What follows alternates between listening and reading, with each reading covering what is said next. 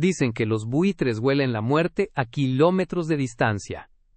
Yo solía pensar que era solo una metáfora, una forma poética de describir la desgracia, pero ese martes, a las 3 de la madrugada, mientras el monitor cardíaco de mi padre marcaba un ritmo irregular y débil, descubrí que es literal. Los buitres no tienen alas, a veces tienen tu mismo apellido y conducen coches que tú jamás podrías pagar. Llevaba 3 días sin dormir. Mi mundo se había reducido a esa habitación de hospital con olor a desinfectante barato y café rancio. Mi padre, el hombre que alguna vez fue un roble, ahora no era más que piel y huesos bajo una sábana blanca, luchando por cada bocanada de aire. Yo estaba ahí, sosteniendo su mano callosa, igual que estuve durante los últimos 10 años. Fui yo quien aprendió a cambiar pañales de adultos sin perder la dignidad. Fui yo quien memorizó las dosis de morfina, y quien sostuvo su cabeza cuando el dolor lo hacía llorar como a un niño. Yo. Solo yo. Nadie llamó en Navidad. Nadie apareció en sus cumpleaños. Durante una década, mi teléfono estuvo tan muerto como su interés por nosotros. Pero esa noche, apenas 2 horas después de que el médico me dijera con voz suave que ya no había nada más que hacer, y que debíamos prepararnos para el final, mi celular vibró. No era un mensaje de condolencias. Era una notificación de un grupo de WhatsApp recién creado titulado Familia. Al principio, pensé que era una broma cruel del universo. Pero entonces, la puerta de la habitación se abrió de golpe. No entró una enfermera. Entraron ellos. Mi hermano mayor, con su traje impecable, y un olor a colonia cara que mareaba, y mi hermana, con esas gafas de sol enormes que usaba para ocultar que no había derramado ni una sola lágrima real en años. Se abalanzaron sobre la cama con un llanto teatral, tan falso que me dieron ganas de gritar. Mi hermano me miró, no con gratitud, ni con pena. Me miró con esa arrogancia de quien viene a reclamar un territorio. Me apartó del lado de mi padre con un empujón suave pero firme, y dijo las palabras que encendieron la mecha de la bomba que estaba a punto de estallar en mi pecho. Ya puedes irte a descansar. Nosotros nos encargamos desde aquí. Papá necesita a alguien que pueda tomar las decisiones financieras correctas, ahora que, bueno, ya sabes, ahora que hay que repartir lo que queda. Me quedé helado. No estaban allí para despedirse. Estaban allí porque el viejo roble estaba a punto de caer, y ellos querían asegurarse de ser los primeros en recoger la leña. 45 minutos después de la llegada de mis hermanos, me quedé en el pasillo, sentado en una de esas sillas de plástico naranja que te destrozan la espalda, con un vaso de café de máquina enfriándose entre mis manos. Me habían echado de la habitación. Literalmente. Mi hermana Claudia me dijo con una sonrisa condescendiente que necesitaba aire, y que ellos querían un momento privado con papá, como si en los últimos 3600 días no hubieran tenido tiempo para un momento privado. Desde el pasillo, a través del cristal de la puerta entreabierta, los veía. Parecía una escena de película mala. Claudia le acariciaba la frente con un pañuelo de seda, cuidando que el rímel no se le corriera, mientras mi hermano Roberto hablaba con el médico de guardia.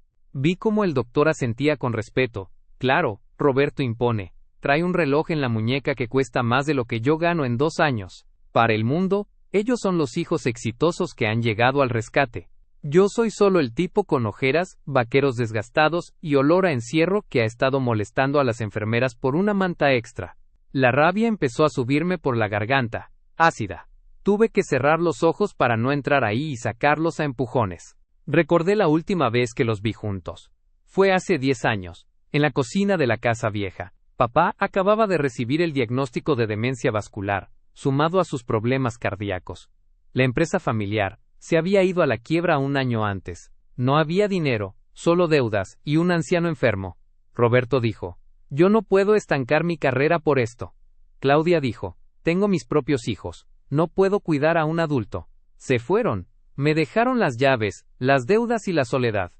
Durante 10 años, la pensión de papá apenas cubría los medicamentos y la comida. Yo vendí mi coche. Dejé la universidad. Trabajé de noche reponiendo estantes en un supermercado para poder estar con él de día. Hubo meses en los que cené arroz blanco 3 semanas seguidas para poder comprarle sus parches para el dolor. ¿Y ahora? ¿Ahora volvían? La duda empezó a picarme en la nuca cuando vi salir a Roberto de la habitación. No tenía los ojos rojos. No se veía triste. Se veía ansioso. Impaciente. Se alejó unos metros hacia la máquina de refrescos. sacó su teléfono último modelo y marcó un número. Yo me quedé quieto, mimetizado con las sombras del pasillo, invisible como siempre he sido para ellos. Sí, ya estamos aquí, dijo Roberto en voz baja, pero el pasillo estaba tan silencioso que su voz retumbó. El viejo está peor de lo que pensábamos. No creo que pase de esta noche. No, no ha firmado nada nuevo, estoy seguro. El inútil de mi hermano no tiene ni idea. Me tensé. ¿El inútil de mi hermano? Apreté el vaso de cartón hasta deformarlo. Escucha, licenciado, continuó, y esa palabra me heló la sangre. ¿Licenciado? ¿Un abogado a las 4 de la mañana? Necesito que tengas los papeles de la sesión listos. En cuanto pase lo inevitable, quiero ejecutar la venta de los terrenos de San Miguel. El comprador está presionando. Son 4 millones, no voy a dejar que se nos caiga por un tecnicismo. 4 millones. El mundo se detuvo por un segundo. Mi mente, agotada por la falta de sueño, trató de procesar la información. ¿Terrenos en San Miguel? Papá no tenía terrenos. Papá no tenía nada. Habíamos vendido la casa de verano hace 8 años para pagar la primera cirugía. Vendimos las joyas de mamá. Lo vendimos todo. Yo firmé los papeles de venta con él porque sus manos temblaban demasiado. Roberto colgó y soltó un suspiro de alivio, como si acabara de cerrar un trato comercial y no estuviera esperando la muerte de su padre. Se ajustó la corbata y volvió a entrar a la habitación con esa máscara de hijo doliente. Me quedé temblando en la silla. No era por frío. Mi padre siempre me dijo que habíamos perdido todo, que estábamos en la ruina. Yo le creí. Yo administraba sus cuentas, o eso pensaba. La cuenta del banco donde depositaban su pensión siempre estaba al límite. ¿Cómo era posible que existieran terrenos? ¿Cómo era posible que Roberto supiera de ellos y yo, que le limpiaba la boca y le cortaba las uñas, no supiera nada? Una sensación horrible me invadió. No solo la traición de mis hermanos que ya esperaba, sino una duda oscura sobre mi propio padre. ¿Me había mentido? ¿Me había hecho pasar hambre y miseria, teniendo una fortuna escondida? ¿O peor? ¿Mis hermanos estaban planeando robar algo que ni siquiera existía legalmente? Miré hacia la habitación. Mi padre seguía inconsciente, ajeno a los buitres que ya estaban repartiéndose sus plumas. Me levanté, el cansancio desapareció de golpe, reemplazado por una adrenalina fría. Necesitaba saber la verdad. Y sabía dónde buscar. En casa, en el fondo del armario de papá, había una caja de metal vieja cerrada con candado que él nunca me dejó abrir. Siempre dijo que eran cartas de amor de tu madre. Nunca lo cuestioné, pero ahora, con la voz de Roberto hablando de millones resonando en mi cabeza, supe que tenía que abrir esa caja antes de que mi padre diera su último suspiro. Me di la vuelta y caminé hacia la salida del hospital sin despedirme. Tenía que ir a casa. La casa de la verdad acababa de empezar. 1 hora y 20 minutos desde que salí del hospital.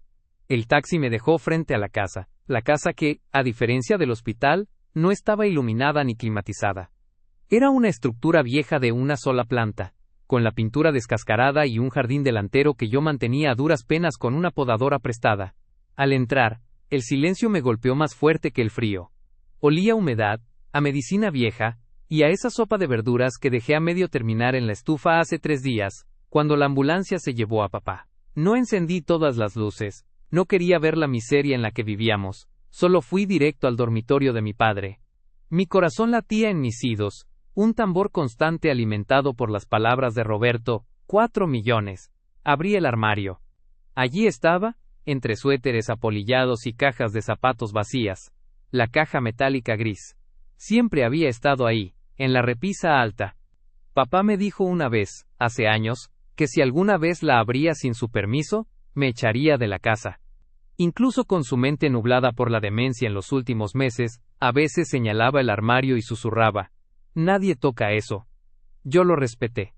Fui el hijo obediente hasta el final. El hijo tonto. Bajé la caja. Pesaba más de lo que imaginaba. Tenía un candado pequeño, oxidado. No busqué la llave. Fui a la cocina, tomé un destornillador plano y un martillo, y volví a la habitación. «Perdóname, viejo», murmuré. El primer golpe sonó seco, metálico. El segundo hizo saltar el mecanismo. La tapa se levantó con un chirrido. Lo primero que vi no fueron cartas de amor. Eran fajos de billetes. Viejos, con ligas resecas que se rompían al tocarlas. Conté rápido. Había cerca de 50,000 pesos en efectivo. Me quedé mirando el dinero con las manos temblorosas. 50,000 pesos. La semana pasada lloré en la farmacia, porque no me alcanzaba para el suplemento alimenticio especial que el médico recetó. Tuve que elegir entre eso y pagar la luz. Y él tenía esto aquí. La ira me calentó la cara. ¿Por qué? ¿Por miedo? ¿Por tacañería? Pero el dinero era lo de menos. Debajo de los billetes había una carpeta de plástico azul. La saqué y la abrí sobre la colcha de la cama, esa misma colcha que yo había lavado 1000 veces. El primer documento era, efectivamente, una escritura, Predio San Miguel. Leí la fecha, la ubicación y, lo más importante, el titular, mi padre. No había ninguna nota de venta. Roberto tenía razón. Los terrenos eran nuestros. ¿Y si la cifra que escuché en el hospital era cierta? Mi padre había estado durmiendo sobre una mina de oro, mientras nosotros comíamos sobras. Sentí una mezcla de alivio y una traición profunda. Podríamos haber contratado enfermeras. Podríamos haber arreglado el techo que gotea. Podríamos haber vivido. Pero al pasar la página, encontré algo que me detuvo la respiración. No era un documento legal. Era un cuaderno escolar, de esos baratos de espiral. Reconocí la letra de mi padre, no la letra temblorosa de las últimas semanas, sino una caligrafía firme, de hace unos 3 o 4 años, cuando su mente todavía estaba afilada la mayor parte del tiempo. Empecé a leer al azar. 14 de febrero. Roberto llamó hoy, no para saludar. Quiere saber si ya vendí San Miguel. Le dije que no existe. Se enojó. Me dijo que soy un egoísta. Pasé varias páginas. 20 de agosto. Claudia vino de visita sorpresa. Revisó mis cajones cuando fui al baño. Cree que soy estúpido, pero la vi por el espejo del pasillo. Busca los papeles. Tengo que esconder mejor la llave. Mis manos sudaban. Esto no era solo una herencia oculta, era una guerra fría que mi padre había estado librando en silencio contra ellos. Él sabía quiénes eran. Él sabía que eran buitres mucho antes de que yo lo aceptara. Llegué a las últimas páginas, escritas con una letra mucho más inestable, casi ilegible. Las fechas eran recientes, de este mismo mes. Vienen más seguido. Roberto dice que me va a declarar incompetente si no firmo. Dice que me meterá en un asilo público donde nadie me conoce. Tengo miedo. No quiero dejar solo a... Mi nombre estaba escrito ahí, pero la tinta se corría, como si hubiera llorado o le hubiera fallado el pulso. Y entonces encontré lo último. Una hoja suelta, arrancada de otro lugar, doblada en 4 partes al final del cuaderno. La desdoblé. Era un documento impreso, un borrador de poder notarial amplio y general. Estaba fechado hace solo 3 días. El día que mi padre tuvo la crisis respiratoria. El día que yo salí corriendo a buscar al vecino porque el teléfono no funcionaba. El documento tenía una huella dactilar en el espacio de la firma. Una huella de tinta azul, manchada, arrastrada, como si hubieran forzado el dedo de alguien que se resistía. Y abajo, como testigo, una firma garabateada que no reconocí, y otra que sí. Roberto. Me quedé paralizado. Roberto no solo estaba esperando a que papá muriera. Roberto había estado aquí, en esta casa, hace 3 días. Aprovechó los 20 minutos que dejé a papá solo mientras corría por ayuda. Entró, lo forzó a poner su huella en un poder notarial mientras se asfixiaba, y luego, se fue antes de que llegara la ambulancia. No vinieron al hospital por pena. Vinieron para asegurarse de que el cuerpo se enfriara, antes de que alguien descubriera que el poder notarial fue obtenido bajo tortura. Guardé todo en la carpeta. El dinero, las escrituras, el cuaderno, y ese documento maldito con la huella forzada de mi padre. Mi teléfono vibró en mi bolsillo. Era un mensaje de Claudia. Papá acaba de entrar en paro. Ven ya. Roberto está hablando con la funeraria. ¿Con la funeraria? Aún no estaba muerto, y ya lo estaban enterrando. Agarré la carpeta con tanta fuerza, que los nudillos se me pusieron blancos. Ya no era el hijo cansado y triste. Ahora tenía la prueba del delito en mis manos. Salí de la casa cerrando la puerta de un golpe. Iba a volver a ese hospital, pero esta vez, no iba a quedarme en el pasillo. 40 minutos después del hallazgo en casa, el pasillo del hospital parecía diferente esta vez. Más largo, más estrecho, como la garganta de una bestia que ya había tragado. No corrí, caminé con pasos pesados, sintiendo el peso de la carpeta azul contra mis costillas, oculta bajo mi chaqueta. Cada paso resonaba en mi cabeza como un martillazo. Lo mataron. Lo mataron. Cuando llegué a la puerta de la habitación 304, el silencio era absoluto. Ese pitido rítmico del monitor cardíaco, que había sido la banda sonora de mi vida durante la última semana, había desaparecido. Empujé la puerta. La escena estaba perfectamente montada. Mi padre yacía en la cama, pero ya no era él. Era un cuerpo cubierto por una sábana blanca hasta el pecho. Su rostro estaba pálido, con la boca ligeramente abierta, pero por primera vez en años, sin dolor. Se había ido. No pude sostenerle la mano en su último aliento, porque estaba ocupado descubriendo que sus propios hijos eran sus verdugos. Claudia estaba sentada en el sofá, sollozando en un pañuelo aunque sus ojos barrían la habitación con nerviosismo. Roberto estaba de pie junto a la ventana, hablando por teléfono en voz baja. Al verme entrar, colgó de inmediato. «Llegas tarde», dijo Roberto. Su voz no tenía emoción, solo un reproche frío. «Se fue hace 20 minutos. Fue tranquilo». «¿Tranquilo?», pregunté. Mi voz sonó extraña, ronca y terriblemente calmada. Me acerqué a la cama, toqué la mano fría de mi padre. Acaricié esa piel de papel que conocía de memoria. Y entonces lo vi. En su dedo índice derecho había una mancha tenue, azulada. Tinta. Tinta que alguien había intentado limpiar apresuradamente, pero que se había quedado incrustada en los pliegues de la piel seca. Sentí una náusea violenta, pero me la tragué. «Tenemos que agilizar esto», dijo Roberto, acercándose a mí con un bolígrafo y una tabla con documentos. «Ya hablé con la funeraria, el descanso. Tienen un servicio de cremación directa esta misma noche. Es lo mejor. Papá no quería velorios largos, ya sabes cómo era. Firma aquí para autorizar el traslado». Me puso el bolígrafo en el pecho. Lo miré. Miré el papel. Autorización de cremación inmediata. Si lo cremaban, la evidencia física de cualquier maltrato desaparecería. Si lo cremaban, esa huella dactilar manchada se convertiría en cenizas. «No», dije. El silencio en la habitación se hizo denso. Claudia dejó de sollozar instantáneamente. «¿Qué dijiste?», preguntó Roberto, bajando el tono, con esa amenaza latente que usaba cuando éramos niños. «Dije que no voy a firmar. Y no va a haber cremación». Roberto soltó una risa corta, incrédula. «Escucha, enano, sé que estás alterado, estás cansado. Pero yo estoy pagando esto. Yo decido.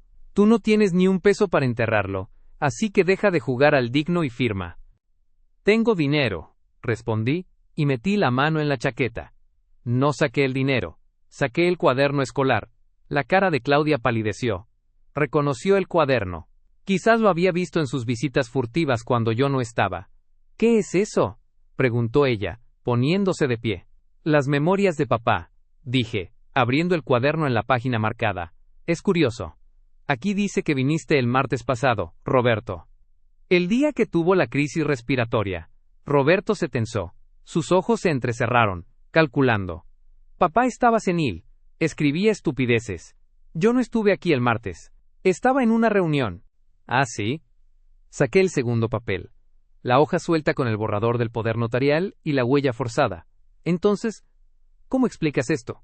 ¿Y cómo explicas que su dedo índice todavía tiene restos de tinta azul?» «¿Tinta de almohadilla de sellos, Roberto?». El aire salió de la habitación. Roberto dio un paso hacia mí. Ya no era el hermano mayor exitoso. Era un animal acorralado. «Dame eso», ordenó, extendiendo la mano. «¿Forzaste a un moribundo a firmar un poder para vender terrenos en San Miguel?». Le espeté, levantando la voz por primera vez. «¿Aprovechaste que yo salía a buscar ayuda para asfixiarlo con tu codicia? ¿Lo dejaste ahí sin aire después de conseguir la huella? ¿Fue eso lo que aceleró el paro?». «Cállate», gritó Claudia histérica. «No sabes lo que dices. Lo sé perfectamente. Y sé que si firmo esa cremación, estoy encubriendo un crimen». Roberto se abalanzó sobre mí. Fue rápido. Me agarró de las solapas de la chaqueta y me empujó contra la pared, tirando el vaso de agua de la mesita de noche. El estruendo fue ensordecedor. Su cara estaba a centímetros de la mía, roja de ira, con las venas del cuello marcadas. «Escúchame bien, parásito», siseó, escupiendo las palabras. «Tú no eres nadie. Has vivido de su pensión 10 años. Nadie te va a creer. Dame esos papeles ahora mismo, o te juro que vas a desear haberte muerto con él». Sentí su puño cerrado presionando mi pecho. Podía golpearme. Podía quitarme la carpeta por la fuerza. Éramos 2 contra 1 en una habitación cerrada con un cadáver. Pero entonces, la puerta se abrió. Una enfermera entró, alertada por el ruido, seguida de un guardia de seguridad. ¿Qué está pasando aquí?, preguntó el guardia, llevándose la mano al cinturón. Roberto me soltó de golpe, alisándose el traje en un segundo, componiendo una máscara de dolor fingido. Es mi hermano. Está muy alterado por la pérdida. Perdónenlo. Me miró con una advertencia en los ojos. Habla y te destruyo. Tomé aire. Me dolía el pecho donde me había presionado. Miré a mi padre, quieto, esperando justicia. Miré al guardia. Sabía que se acusaba a Roberto de asesinato ahora mismo, sin un abogado, sin análisis forense. Él se saldría con la suya con sus contactos y su dinero. Necesitaba ser más inteligente. Necesitaba ganar tiempo. Señor oficial, dije con la voz temblando, pero no de miedo, sino de determinación. Quiero solicitar que no se mueva el cuerpo. Exijo una autopsia legal y la presencia de la policía. Tengo motivos para creer que la muerte de mi padre no fue por causas naturales. Roberto se quedó petrificado. Claudia soltó un grito ahogado. Había lanzado la bomba. Ya no había vuelta atrás. La guerra había dejado de ser familiar para convertirse en penal. 3 horas desde la confrontación en la habitación. Nunca imaginé que el día de la muerte de mi padre terminaría en una oficina del Ministerio Público, y no en una capilla ardiente. La habitación 304 se convirtió en una escena del crimen en cuestión de minutos. Cuando el guardia de seguridad escuchó la palabra homicidio y vio mi determinación, no tuvo otra opción que llamar a la policía local. Roberto intentó usar su influencia, sacó tarjetas de presentación, mencionó nombres de políticos locales, e incluso intentó sobornar sutilmente al jefe de enfermería, sugiriendo una donación importante al hospital, si resolvíamos este malentendido familiar en privado. Pero el destino, o quizás la última voluntad de mi padre, jugó en su contra. El médico que atendió el paro cardíaco no era amigo de Roberto. Era un hombre joven, ético, que ya había notado la extraña actitud de mis hermanos. Cuando le mostré la mancha de tinta en el dedo de mi padre, y el documento con la huella forzada, su rostro se endureció. Fue él quien bloqueó la salida de Roberto hasta que llegaron las autoridades. Ahora, 3 horas después, yo estaba sentado frente a un detective de homicidios, con un vaso de agua temblando en mi mano. En la mesa de metal, dentro de una bolsa de evidencia plástica, estaba el cuaderno escolar de mi padre.